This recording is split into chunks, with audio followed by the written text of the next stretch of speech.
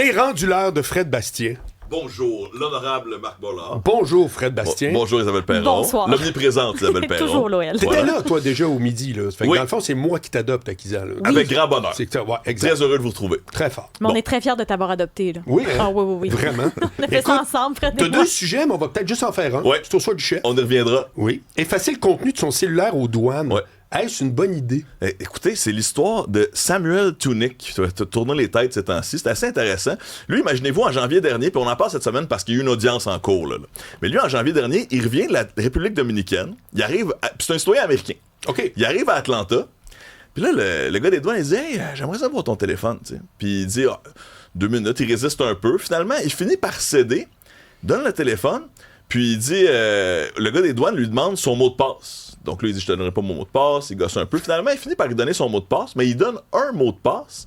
Un mot de passe qui était préprogrammé pour effacer le contenu du téléphone. Hein, c'est bien hot. Exact. Alors lui, il a donné son téléphone, le gars des Oui. douanes a rentré le mot de passe et finalement, Bang! piou, t'as accès à rien.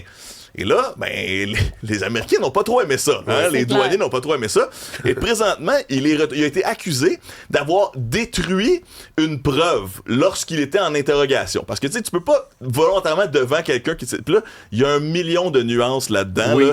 Là. Probablement, était-ce une arrestation ou non, il était aux douanes? Qu'est-ce que le douanier a le droit de faire? Qu'est-ce que l'agent fédéral a le droit de faire? Puis là, c'est ça que ces avocats, ils défendent présentement. Là. Les avocats de Samuel Tunick disent, écoutez, c'était pas une arrestation en bonne et due forme. Il a demandé d'avoir accès à un avocat. Il a pas eu le droit d'avoir un avocat. Alors que le gouvernement a dit, ben écoutez, nous, là, quand on est aux douanes, on a le droit de faire ça. C'est pas une arrestation. On n'a pas besoin de lire les droits de Miranda, là, comme quand on se fait arrêter puis on voit Oui. aux États-Unis, là, vous avez le droit au silence, etc. Non, c'est une autre Donc, dynamique, ça, c'est clair. Même exact. au Canada, c'est pareil. Alors que eux défendent, les douaniers défendent que ben il y avait une raison. Et là, un autre niveau d'intérêt à tout ça, c'est que ben lui, Samuel Tunick, est très actif dans des mouvements anti-policiers à Atlanta. Apparemment, il aurait été fiché et c'est quelqu'un de la police d'Atlanta qui travaille sur le terrorisme parce qu'on considère que certaines activités anti-policiers sont du terrorisme aux États-Unis, OK. qui aurait averti les douaniers en disant « Hey, lui, ça serait peut-être le fun d'avoir son téléphone. » Un autre enjeu aussi, là, comme, Oui. qu'est-ce qu'on a essayé d'aller chercher? Oui. Et là, on ajoute la cerise sur le Sunday que je trouve que cette histoire-là est encore pire que tout. Quel était le prétexte du douanier pour aller chercher dans le téléphone du gars? Le douanier a dit « Hey, je pense que tu as des images de pornographie juvénile sur ton téléphone. » Alors que Basé lui sur- dit... Et là, encore une fois, je ne suis pas dans la salle d'audience, je ne suis pas l'avocat, je ne suis pas le gars, mais tout indique, ainsi que ce qu'on voit en cours présentement, que c'était vraiment par rapport à ses activités anti-policières, ses activités politiques qui l'auraient amené à être intercepté, et peut-être que l'idée de la pornographie juvénile n'était qu'un prétexte inventé par le douanier à ce moment-là pour aller chercher le téléphone. Ben, c'est qu'on sait pas jusqu'où ils peuvent aller fouiller, jusqu'où ils peuvent remonter, qu'est-ce qu'ils vont aller regarder. Ben, moi, à ma connaissance, au Canada, t'as tous les droits. Mais Tu, c'est ça le tu peux problème. refuser quelqu'un sans aucune explication. Ouais. C'est pas. Alors, c'est pas loin de la loi de la jungle, même si c'est pas ça. Parce mais que- dans la vraie vie, je te jure, un douanier, là, ça fait pas pire ce que ça veut. Exact. Et là, c'est étonnant parce que c'est un citoyen américain, mais effectivement, il y a quand même le droit, le douanier, de laisser entrer la personne ou non Absolument. sous ces motifs-là. Absolument. Puis, il y a la fameuse question aussi de la destruction de la preuve, parce que ça aussi, dans le fond, ça Oui. cause problème. Parce que c'est entendu qu'aux États-Unis, c'est illégal de détruire une preuve lorsqu'on est en interrogation. Tu sais, un peu comme si quelqu'un allait flusher de la drogue dans la toilette, le Ouais. policier le voyait, Pareil. ben là, tu te fais ramasser. Ouais.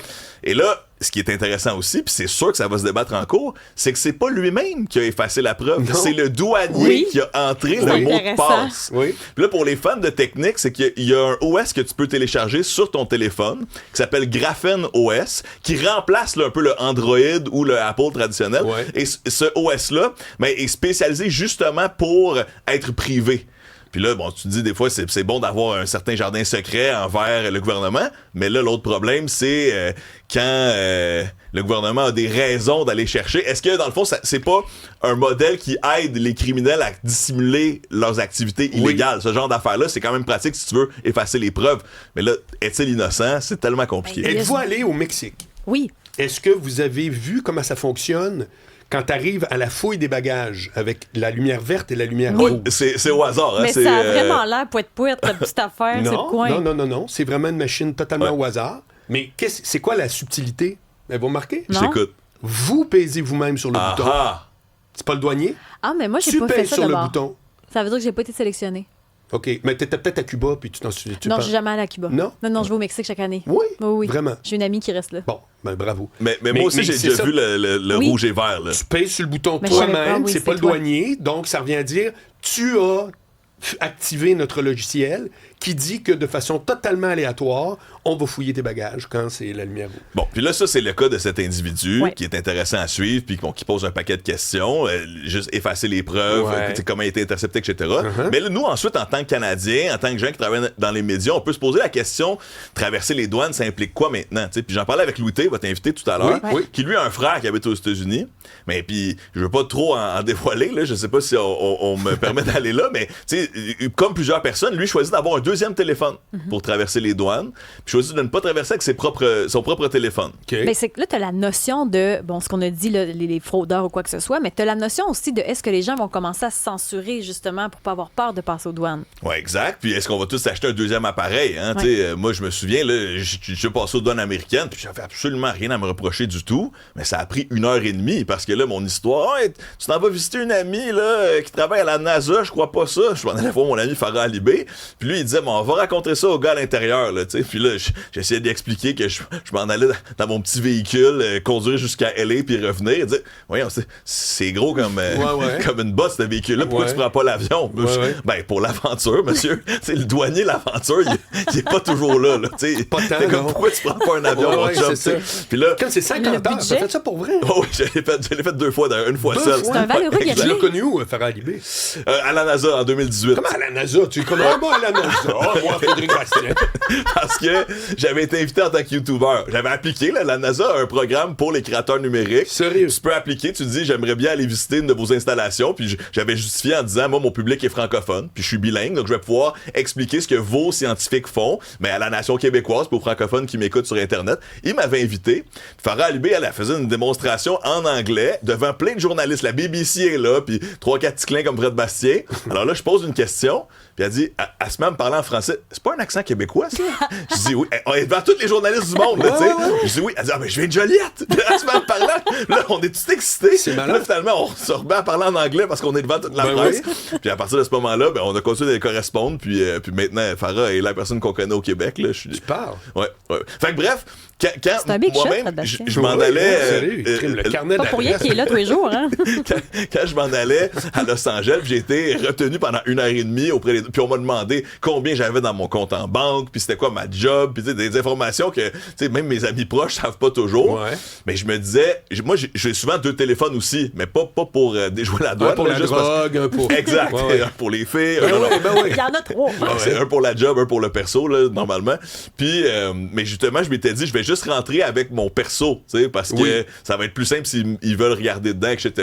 Mais là, le gars, il me dit, ah, mais écris donc à ton ami, là, est-ce que faut que j'aille chercher mon autre téléphone? C'est mon ami Facebook. Ah ouais? Exact. Tabarouette. Ça a bien passé parce que j'ai dit, je vais aller chercher mon ordinateur. Mais dans- qu'est-ce qu'ils peuvent trouver? Ils cherchent quoi dans la vraie vie? Ben ça, c'est la vraie autre grande question. Puis, tu sais, c'est très philosophique parce qu'effectivement, on se dit toujours, moi, j'ai rien à me reprocher, Ouais. je veux juste aller aux États-Unis, c'est correct. Mais c'est parce que quand on fait affaire, puis là, je parle pas nécessairement des États-Unis, mais il y a comme un glissement. Quand on fait affaire avec un régime autoritaire, tu sais, disons, inventons là, ailleurs dans le monde un dictateur qui me laisse Corée du ou non Nord, entrer là. chez... Corée, ouais, exact, le pire. Mais c'est comme un peu naturel qu'on veut se protéger Ben oui. de certaines informations. Puis là, encore une fois, qui n'a jamais traversé une lumière rouge, qui n'a jamais consommé une drogue autrefois Ouais, mais c'est pas illégale dans qui est ton maintenant téléphone, légale. ça? Ben, Mais peut-être que les Peut-être messages des que photos, tu as ou ce que envoyés à t'as tes écrit, amis. Ce que tu as écrit sur le président ou sur le dictateur, ou Ouais, ce que là, tu as dénoncé du régime. Nous tous étant dans les médias aussi, tu sais, le mot journaliste, est-ce que ça peut... On sait qu'en Chine, ça fait capoter du monde. Est-ce que maintenant, aux États-Unis, dire je suis journaliste, ça peut commencer à égratigner à certains endroits? Tu sais, on sait que ça fait longtemps aussi que les Américains sont quand même sévères quand tu traverses les douanes. Mais ce qu'on entend, c'est que depuis Trump, depuis la dernière administration, on est encore plus agressif. Là. On a comme triplé notre niveau de vérification. C'est comme si on était légitimé dans notre manière de défendre l'Amérique. Ok. Ce qui, encore une fois, n'est pas nécessairement tout mauvais, mais quel impact ça a réellement sur les gens qui veulent entrer et sortir, puis les touristes Puis ils tout à font fait quoi innocents avec qui veulent les aller faire un infos tour là-bas. après? Oui, ça aussi. On sait que maintenant, c'est de plus en plus partout qu'on va te traquer les empreintes digitales, la photo en entrant aux États-Unis. Mais encore une fois, j'ai eu la grande chance de voyager un peu. Puis, dans la plupart des pays de l'Asie du Sud-Est, ils ont mes empreintes digitales puis ma photo. Oui. Pour rentrer dans le pays, t'es ultra fiché en partant. Ensuite, tu vas t'acheter une carte SIM pour avoir accès à Internet, ben c'est avec ton passeport puis ta photo de passeport. Donc, ils savent ce que je fais sur Internet, ils peuvent le retracer directement. Mais c'est quand ce genre de méthode-là approche de la maison, là, approche de l'Amérique du Nord, qui a longtemps été un bastion de la liberté individuelle, où on est en droit de se poser des questions quand même. Là. Donc, que va-t-il arriver avec que va-t-il arriver avec le droit de donner un téléphone qui s'autodétruit à un douanier?